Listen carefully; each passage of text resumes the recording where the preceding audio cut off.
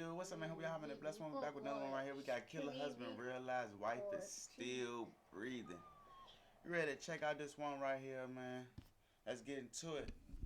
Valentine's Day 2019, a woman named Olivia Jones walked the aisles of a local supermarket known as HEB Plus in preparation for dinner with her husband Chris. As she gathered the ingredients, she observed a bouquet of pink and red roses, colors that symbolize tenderness and passion. As Olivia exited the store with the roses in her cart, she was unaware that in less than 40 minutes, she would be dead. A horrible consequence of so-called toxic love. The police would find her on her bedroom floor in a quiet neighborhood in Beaumont, Texas. 11 minutes earlier, her loving husband Chris dialed 911. Beaumont 911, what is the address of your emergency? Olivia! Please, hurry. Customer take the gun. Tell me what's going on. I'm at home. My wife been shot in the head. Please. Somebody shot in the head. My wife, please. Tell me, Okay. Where is she shot? In the head. Okay, where in the head? Take it and it went off. Okay.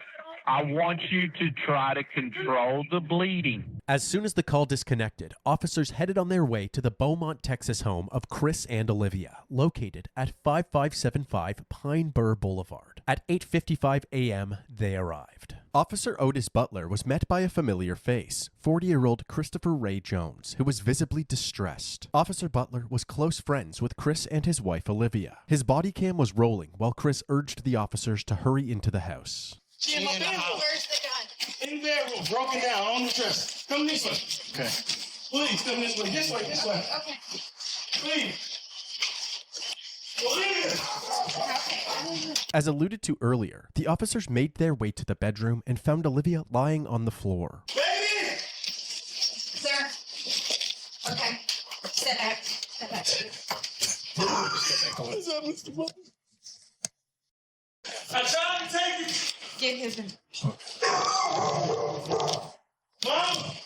Olivia was found face down with a gunshot wound to the back of her head. Astonishingly, she was still breathing. When the officers rolled her over, they discovered that the bullet had pierced through her right eye. The room she was found in was covered in blood, with spatter all over the walls. The paramedics arrived, and while they tended to Olivia, the police secured the area. Officer Butler had Chris walk him through the events leading up to the shooting. What happened? We had a disagreement. And I say, baby, if you're not working with me, you're working against me. I say, we've been doing this. My 19-year-old stepdaughter was 8. My 11-year-old was 1. I say, Olivia, we can't get it together. We can't be together. Okay. We got several. And I say, I just want a divorce. And her reaction was, she got the gun? I said, give me the gun. She like, I don't remember which hand. I'm like, give me that gun. What is you doing? Stop trying to scare me. I took it. So when you grabbed it, went off? She yanked. I grabbed it and she yanked back. And the gun went off. Okay. The gun went off. Chris's story immediately set off red flags. How could such a large man be overpowered by his significantly smaller wife? Chris dropped to his knees in anguish, but there were no tears as he asked Officer Butler if he could go check on Olivia. Mr. Butler, I got help. No. You don't need to go in there, okay? Is she alive? Yeah, she is. She is. We got him. Is she alive, Mr. Butler? When we went in there, Please don't tell me she's alive and she's not. Yeah, when I saw her, she was. She was talking? She wasn't talking. Is she breathing? It looked like she was breathing. Yeah. Ooh, good. Like, don't Mr. go in there, Butler, sir. please. Sir, I need you to stay right here with me, okay? And calm down. Calm down. Upon learning that Olivia was still breathing, Chris's reaction seemed strangely devoid of relief or happiness. Another red flag for Officer Butler. Back inside the home, Olivia's wounds proved to be fatal, and just after 9 a.m., she was pronounced dead. Officers searched the rest of the home and noticed that in addition to the surveillance cameras installed on the exterior of the house, there were 2 more cameras mounted in the living room, monitoring the interior of the house as well. They also discovered the gun that Olivia was shot with, a 9mm pistol covered in blood. However, they found it strange that the gun was in a different room from where the shooting took place. If Olivia was holding the gun when it went off, how did it end up in a different room? The only logical answer was that Chris must have moved it. Following this discovery, the officers decided that the best course of action was to detain Chris until they had a better understanding of what really happened. As Chris was getting handcuffed, his 19-year-old daughter, Ariel, arrived at the house. She had already been contacted by Chris, who told her what had happened. She was clearly devastated.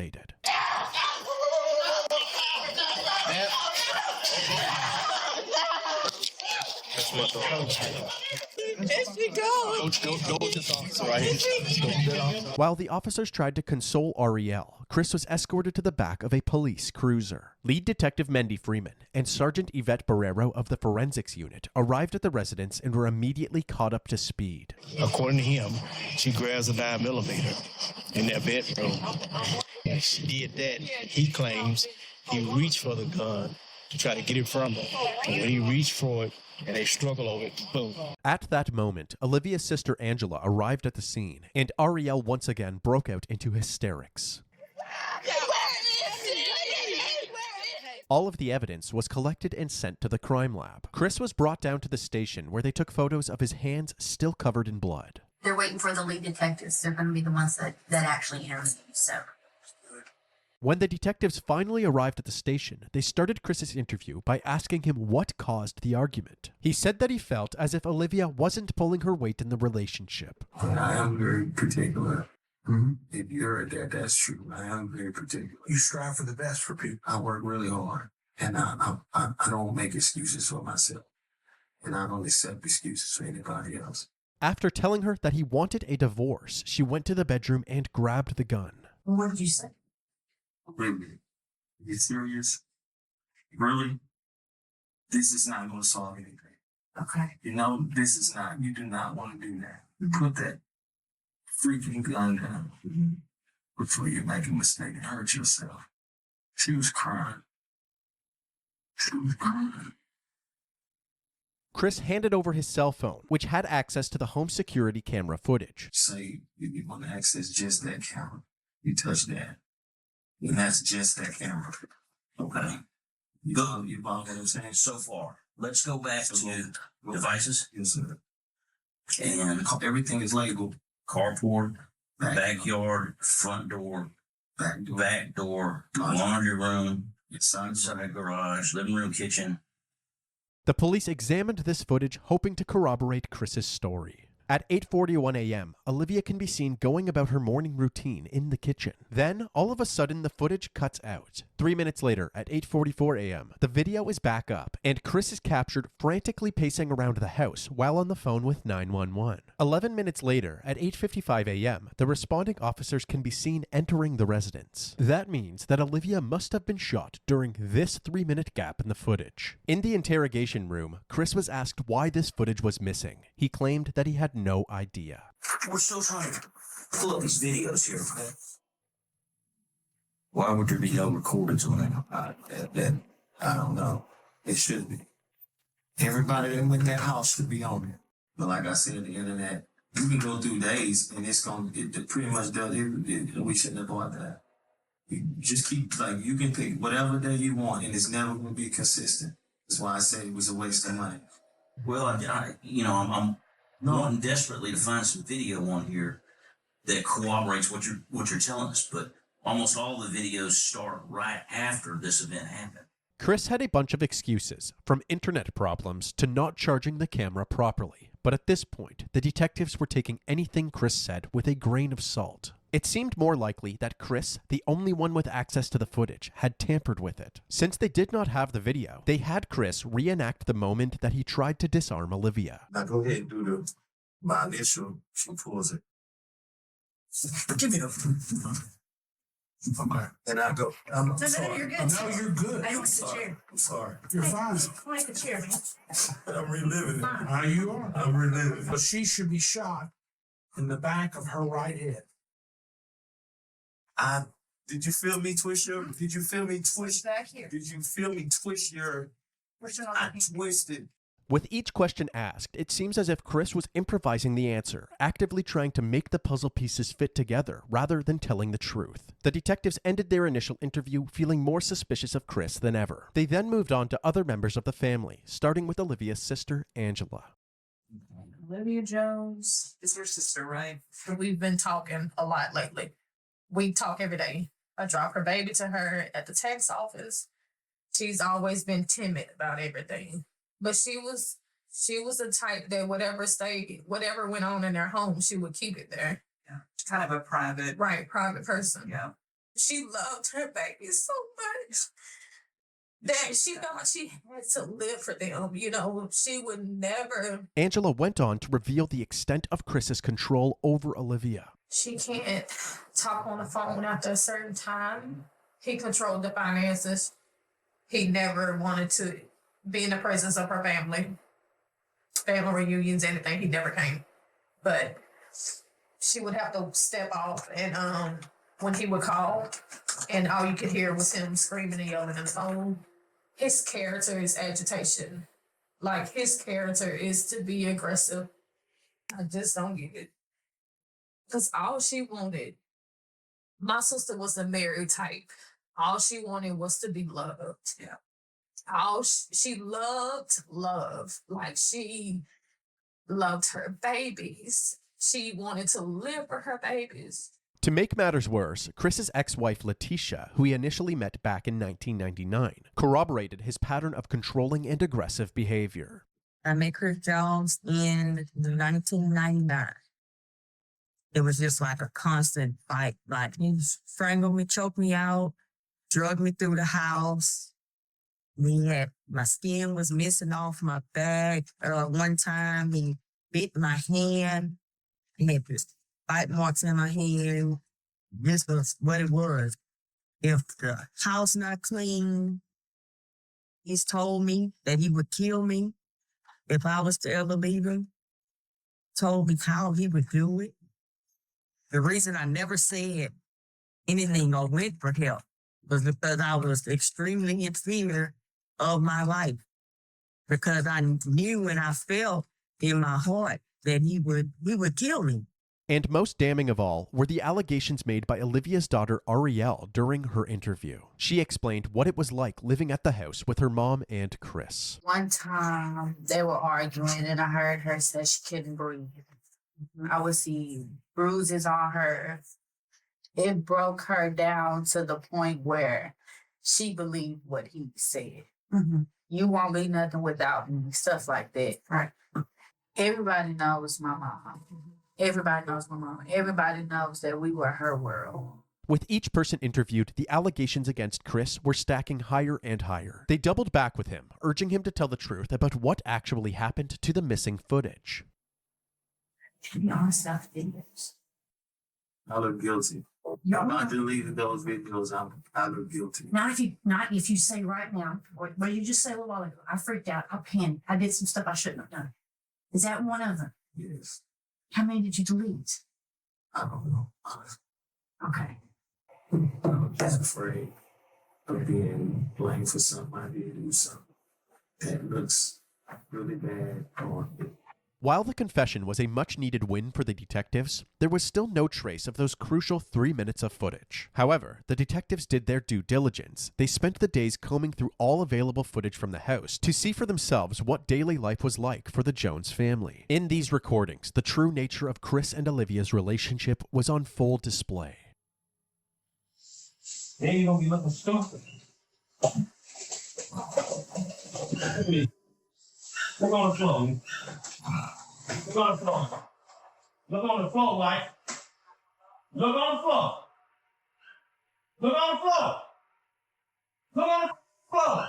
Look on the... Why is that like that? You're not paying attention.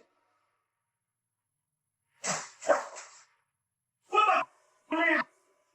Hey, Leah. You wasn't worried about the son of a bitch a minute ago. That's your mother.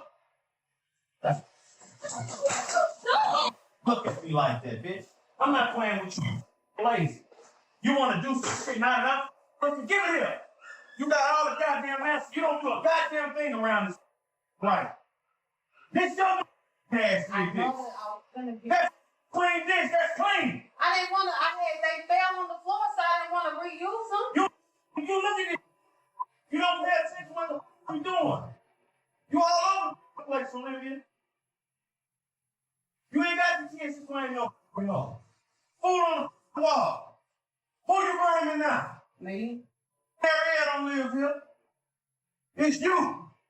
It'll always be you. Chris would take any chance that he could to bully Olivia, constantly putting her worth into question, even humiliating. God damn, he hard on the bitch. What's up, little Charles? Humiliating her in front of her own daughter. When I got the show ass, you didn't have a job. You collected unemployment. You just had off. And most men in this world want a woman that got what? You wouldn't be doing this if I wouldn't have got upset. You would have bagged that. Life would be so much easier for me if you start thinking. You do dumb because you don't think. This footage shed light on Chris's true colors and confirmed the allegations of abuse from Olivia's family. Detectives also looked into Chris's criminal records and discovered that he had a history of violent charges, including multiple assaults in 1996 and a domestic assault in 1998, which landed him in jail for a brief period of time. Even though they were still waiting for ongoing forensic analysis results, authorities believed that they had enough evidence to place charges against Chris. News this morning, a Beaumont man is now facing murder charges in a Valentine's Day shooting of his wife. Police say this man, Christopher Ray Jones, who worked as a correctional counselor at the Beaumont Federal Prison, killed his wife, Olivia. Chris was charged with first-degree murder and second-degree manslaughter in April of 2019. But unexpectedly, within 24 hours after being charged, he was released on a $150,000 bond and was put under house arrest with a GPS monitor. Now a man charged with murdering his wife is back at their home. 40-year-old Christopher Ray Jones was arrested and charged with shooting his wife in the face on Valentine's Day. His bond was set at $150,000. He paid and is now out.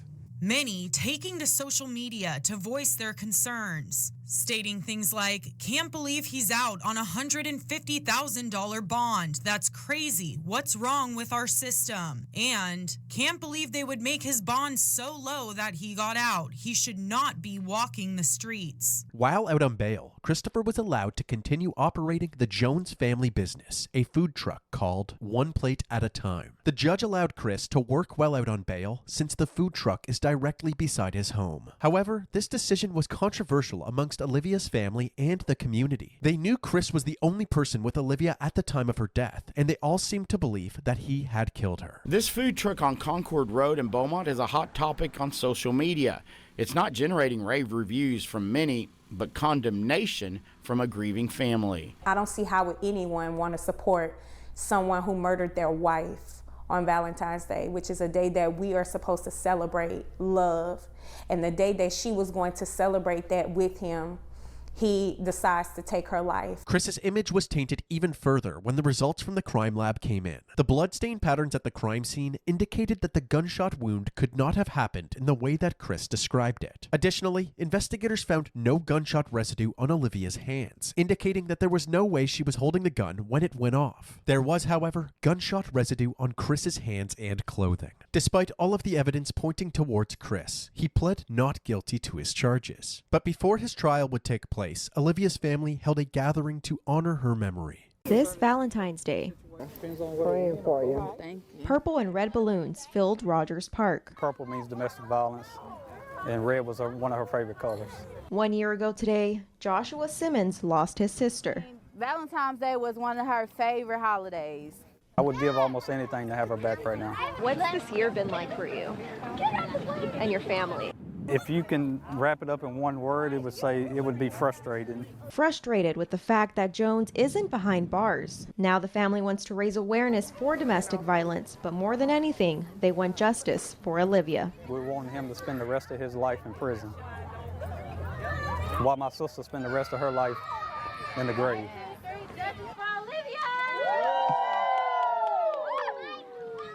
After finally having an opportunity to celebrate Olivia's life, her loved ones would once again have to face her death during Chris's upcoming trial. The courtroom was packed with family members from both sides. It had been over 3 years since Olivia's death, and despite the clear tension between the two families, they all wanted the same thing: justice for Olivia. Prosecutors Jimmy Ham and Mike Laird described Chris as an abusive partner with a violent past, and it was only a matter of time before something like this happened. Chris's defense attorney, Ryan Gertz, argued that Chris only grabbed the gun because Olivia was recklessly handling the weapon, putting both herself and Chris in a dangerous predicament. Forensic pathologist Celestina Rossi provided critical bloodstain analysis and confirmed that Olivia did not have any gunshot residue on her, contradicting the defense's claims that her death was merely an accident. The testimonies and evidence combined ultimately overpowered the defense team, and on February 8, 2022, Christopher Ray Jones was found guilty for the murder of his wife, Olivia Jones.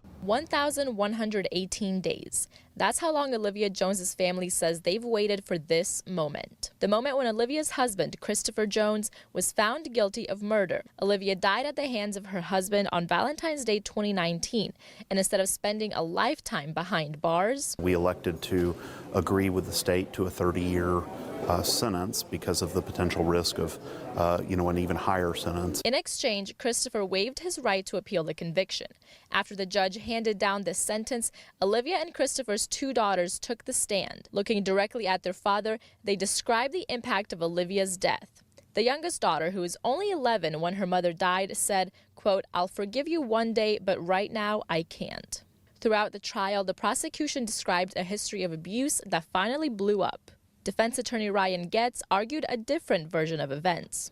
I think that we'll never know what happened in that room. Ultimately, my impression from the jurors is that they just didn't believe Chris's version of events, and that really only left the one alternative. This was an emotional day for Olivia's family. As they were leaving the courtroom, they were encouraging each other, saying today was all about Olivia and she won. Christopher Jones is currently serving his sentence in the John M. Wynn Unit in Huntsville, Texas.